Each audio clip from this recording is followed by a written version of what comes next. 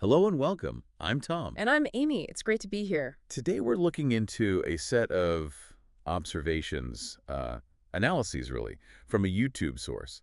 That's right. And our goal, like always, is to sort of sift through this material for you, pull out the key takeaways, especially the things the source claims are, really impacting freedom, the economy, and finances for people in Poland.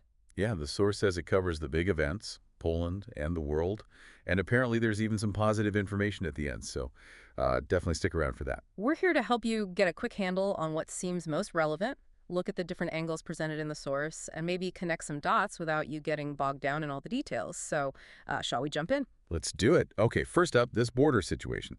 The source kicks off by highlighting something that's apparently been going on for over a year. Yeah. Germany putting controls on Poles entering, checking them. But Poland, according to the source, didn't do the same for Germans coming into Poland right away. It's presented as, well, a real imbalance. And what's interesting there is how the source explains the Polish government eventually bringing back controls. It alleges there was a significant delay. A delay. Yeah, claiming the Tusk administration sort of ignored it initially, only really tackled it during the presidential election buzz, and then delayed the actual start until, and this is the source's term, public outrage got really high. So it raises questions about how responsive the government is, or maybe when it chooses to respond? Exactly. It points to public pressure as a key driver there. Okay, so they finally implement controls. But then the source gets really specific about how they're implemented. It doesn't sound like a full lockdown. No, not at all. Described as random, not 100%.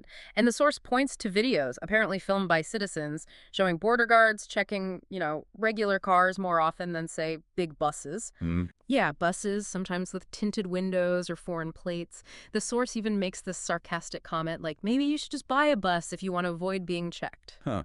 So that immediately makes you wonder about effectiveness, doesn't it? It really does. And connecting that to the bigger picture, the source contrasts Tusk's stated aim, which was apparently just limiting uncontrolled migrant transfers, with its own preferred goal, Which is? which is, according to the source, a 100% sealed border. They want not a single illegal immigrant. So a huge gap between the policy announced and what this source suggests the public, or at least a vocal part of it, expects. Right. A big difference in approach. But the source did find some upside in this whole situation. It did, surprisingly. Despite the criticism, it finds a plus, saying it shows Poles are united on this issue and that citizen pressure can actually work, can force the government to act. Yeah. Presented as a sort of hopeful sign. Interesting. Now, staying on migrants, but shifting perspective, the source brings in comments from a Polish actress. Yes, Mrs. Osteska. The source reports she claimed many migrants are actually doctors and economists who have dreams and could potentially help Poland. That's very different narrative. Completely. And she apparently also advised facing fear of the other by engaging with it. Shared a personal story about making friends with a ghost when she was a child. It definitely offers a stark contrast to the border control discussion. Okay, let's pivot now. Moving away from the border, the discussion shifts inside Poland. Perceived threats to freedom, financial stability. First up, Platform X, Twitter. Yes. The source claims the Ministry of Digitalization, government basically, is thinking about blocking Platform X in Poland. Blocking it. Why? The reason given, according to the source, is offensive, aggressive content generated by artificial intelligence Grok. The government apparently sees this as breaking laws and ethical lines. But how does the source interpret this potential move? Well, the source sees it quite differently. It frames it as the government sort of testing the waters, checking public reaction to potential restrictions on freedom, especially since, as the source points out, Grok was already disabled on X anyway. So the suggestion is it might be more about control than about Grok itself. That seems to be the implication in the source material, yes, suggesting a pattern of governments maybe testing how far they can go with restrictions. Got it. And sticking with internal concerns, there's a financial point about cash. The tax office, Skarboka. Right. Increased scrutiny on cash people keep at home. Now, holding cash isn't illegal, but the source says if you withdraw too much, or if the amount you have seems way more than your declared income, you could face a massive 75% tax. 75%. 75% tax on undeclared income. And the source links this policy back to earlier ideas from Adrian Zandberg about high taxes on high earners. Wow. That really touches on that line between personal finances and state oversight, doesn't it? Absolutely. And then there's inflation. The source gives the latest figure, 4.1% for June. But the real story is in the details, right? Food prices noticeably higher. Like what specifically? Sweets, fats, coffee, fruit, and non-alcoholic drinks all cited as having gone up.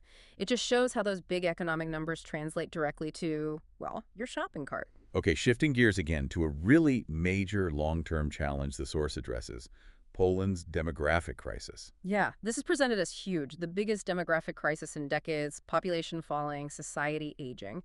And it notes 2024 had the lowest birth rate since World War II. That's serious. And how does the source connect this for you, the listener? What are the claimed consequences? It draws a very direct, very blunt line to pensions, basically saying Poles are looking at starvation pensions or maybe no pensions at all in the future. No pensions. That challenges a fundamental expectation. Exactly. It challenges that deep-seated idea of getting a monthly check in retirement.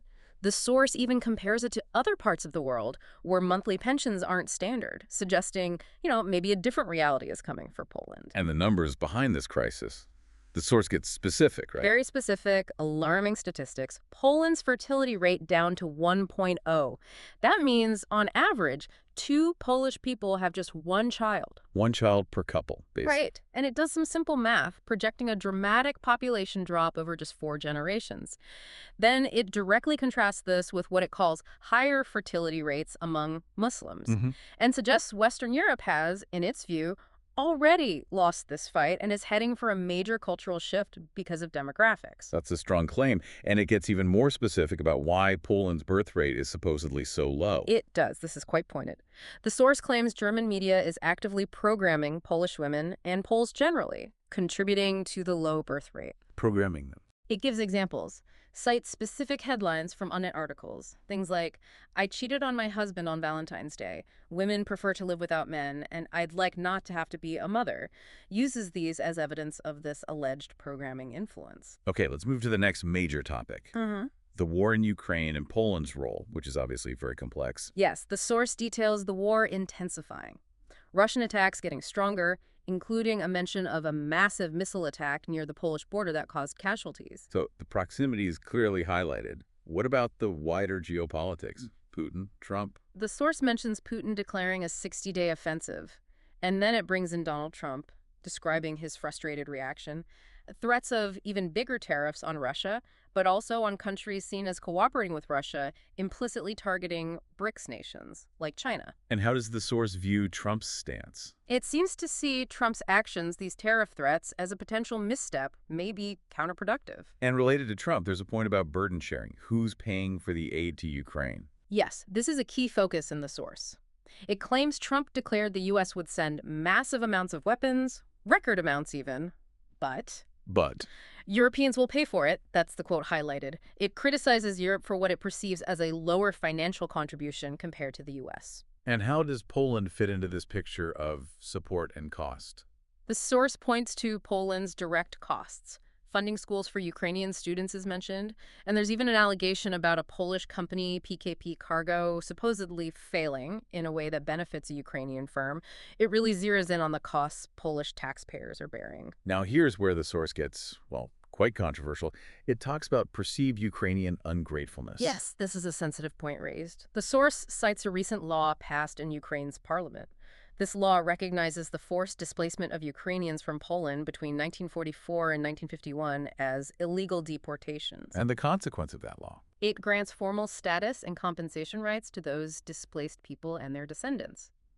The source presents this as a point of friction, given the current context of Polish support for Ukraine. And it doesn't stop there, does it? No, it also brings up a past statement, allegedly from a Ukrainian ambassador, suggesting Poland might be cut out of Ukraine's reconstruction efforts if it didn't send troops. Wow.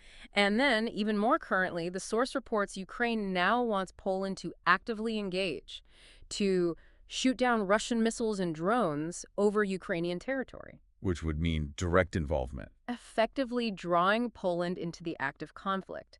The source even reminds listeners about that past tragic incident where a Ukrainian rocket unfortunately landed in Poland and killed 2 Polish citizens. Okay, let's bring the focus back home again to domestic issues affecting Poles directly. Yeah. Heating prices. Right. The source points out that government protections on heating prices have ended, which means, quite simply, higher bills for millions of Poles, and potentially higher rents too as landlords pass on costs. A definite pinch on household budgets. And alongside that, the situation for soldiers at the border comes up again. Yes, the source emphasizes how tough things are for them. Reports multiple incidents, soldiers being attacked with stones, sharp objects by migrants on the Belarusian border. It really raises the question of their safety and the support they're getting. And there's a real paradox highlighted here regarding those soldiers, isn't there? There is. It's quite striking. The source details charges being brought against a soldier. Why? For allegedly exceeding authority because he fired warning shots while being attacked. So defending himself, essentially. That's how the source presents it, claiming soldiers feel their hands are tied, afraid of being prosecuted just for doing their job defending the border. This is despite, public support and some officials verbally backing them. It really throws the rules of engagement and legal protections into sharp focus. Absolutely. And the source adds another layer to safety concerns by mentioning a separate incident in Lubin. A Polish man reportedly beaten by 2 citizens from African countries needing medical help. Okay, so lots of challenges highlighted.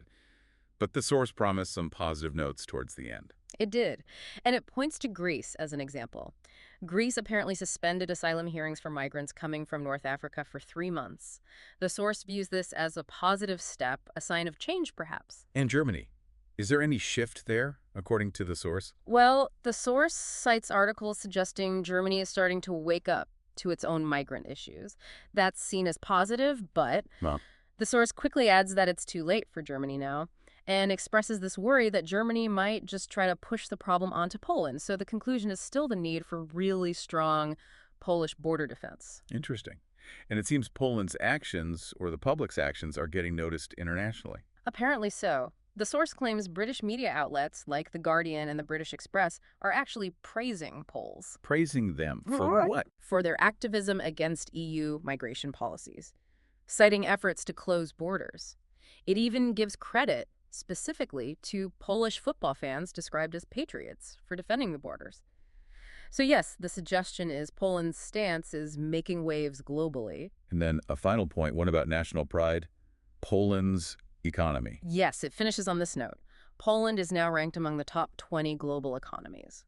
A significant achievement. And how does the source explain this success? It puts it down squarely to the Polish people. Their hard work, their industriousness, their entrepreneurship, and it makes a point of saying this happened despite politicians, not thanks to them. So attributing success to the nation itself. Exactly, a narrative of resilience, really. But the source leaves us with one final, quite provocative thought, doesn't it? Something for you, the listener, to really chew on. It does.